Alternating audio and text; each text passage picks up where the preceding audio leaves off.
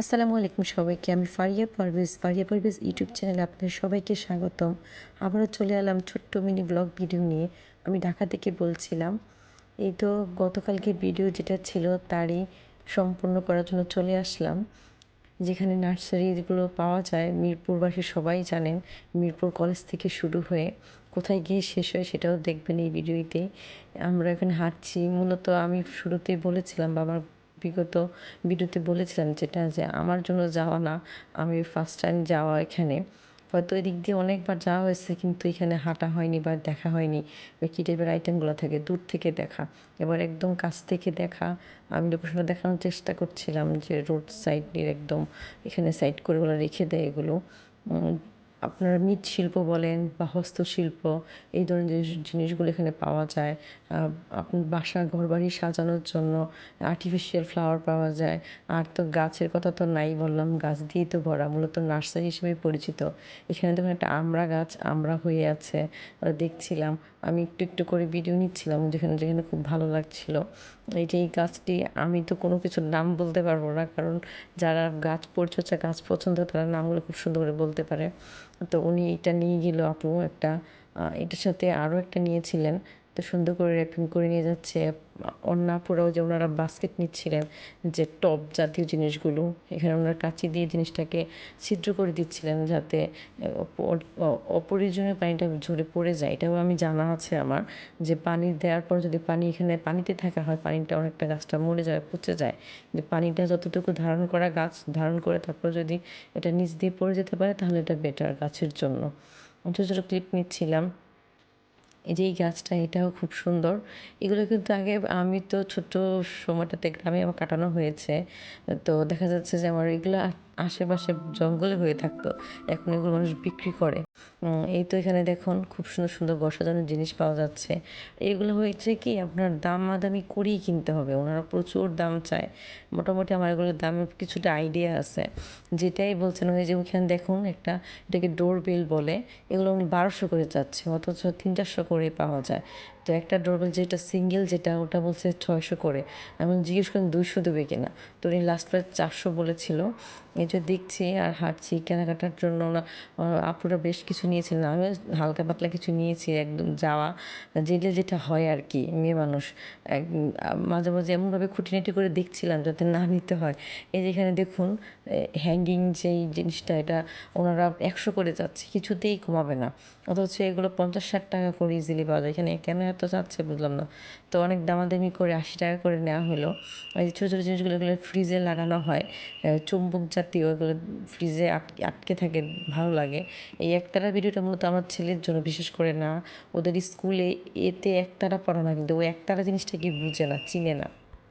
এই তো এখানে দেখুন কুঁড়ে ঘর বানানো হয়েছে। আমার হাজব্যান্ডের তো কুঁড়ে ঘর খুব পছন্দ। সে প্রায়ই বলে সে একদম নিশ্চিন্তে নিরিবিলি একটা জায়গায় গিয়ে থাকতে চায়, বুড়ো বয়সে ঘুরে ঘুরে ঘুরে। তার খুব শখ, মাঝে মাঝে স্বপ্ন। এখানে প্রজাপতি গাছে বসেছিল, আমাদের নাড়াতে সে উড়ে যাচ্ছিল, আমি তাকে ফলো করার চেষ্টা করলাম। আগে তো খুব প্রজাপতি হাতে নিতে খুব ভালো লাগতো।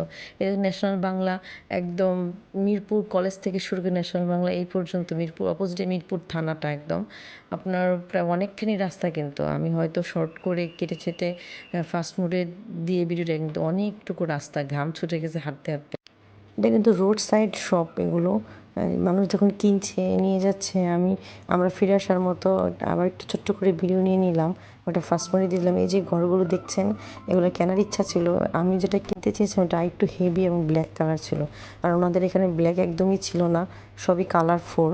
আর এত হালকা মনে হচ্ছে কিছু বসালে উল্টো আমাকে ধরে রাখতে হবে, নাহলে যে কোনো সময় পড়ে যাবে বাতাসে।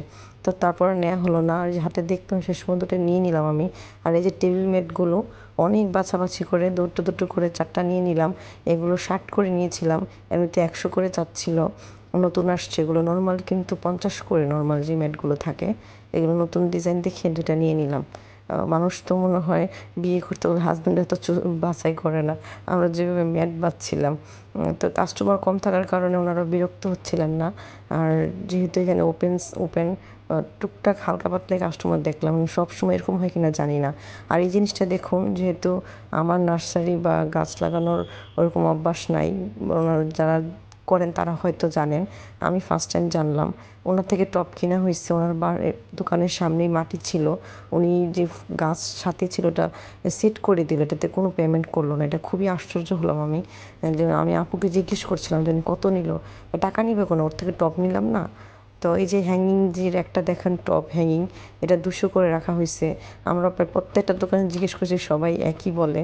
শেষ পর্যন্ত নিয়ে নেয় এই দোকান থেকে চলে আসার সময়। এই তো বাসায় চলে আসার পর গেস্ট চলে আসছে, এসে দেখি সবার দুপুরে খাওয়া দাওয়া শেষ, মিষ্টি টিষ্টি খেয়ে এখানেই রাখা ছিল। তো ইদানিং হয়েছে কি, যেটা হয় যার যেটা পছন্দ ওটাই খেয়ে ফেলে মিষ্টি, আর যেগুলো অপছন্দ ওগুলো রয়ে যায় ফ্রিজে অনেকক্ষণ সময়। আর এই যে এই জিনিসটা ফার্স্ট টাইম দেখেছি, এটা হচ্ছে এটাকে কী বলবো, শাপলা ফুলের বীজ বা অনেকে গ্রাম্য ভাষায় ব্যাটও বলে শাপলা ফুলের, ওই ব্যাটটাকে বেচে মোয়া বানানো হয়েছে। এটা তো মুড়ির মোয়া, লাভ শেপ যেটা ওটা। আমার ফার্স্ট টাইম খাওয়া, ফার্স্ট টাইম দেখা।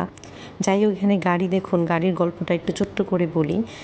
ওর কাকাই ওর জন্য 2টো গাড়ি এনেছিল, একটা ওর বেস্ট ফ্রেন্ডকে ও গিফট করবে।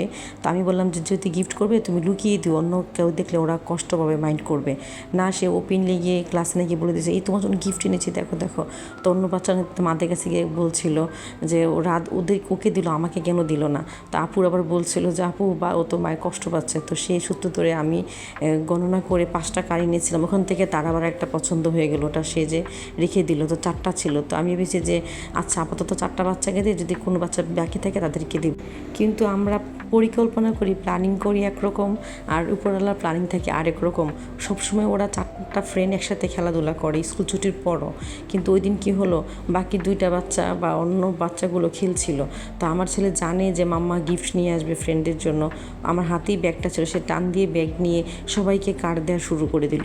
তো যেহেতু 4টা ছিল, 4জনকে 4টা দেওয়ার পর একজন বাচ্চা দেখে সে বলছিল যে মা আমাকে কেন দিল না। তো ওর মাও বিব্রত প্রশ্ন শুনে বাচ্চাটাও কষ্ট পেলো। এই কষ্টে আমার মনটা খুব খারাপ ছিল। মাঝখানে আবার শুক্র শনি বন্ধ ছিল, রবিবারে গিয়ে আমার আবার দেয়া হয়েছিল, দিতে পেরেছি আলহামদুলিল্লাহ। আজকে ভিডিওটা এখানেই সমাপ্ত করলাম, আবারও দেখা হবে, আবারও কথা হবে অন্য কোনো ভিডিওতে। আল্লাহ হাফেজ।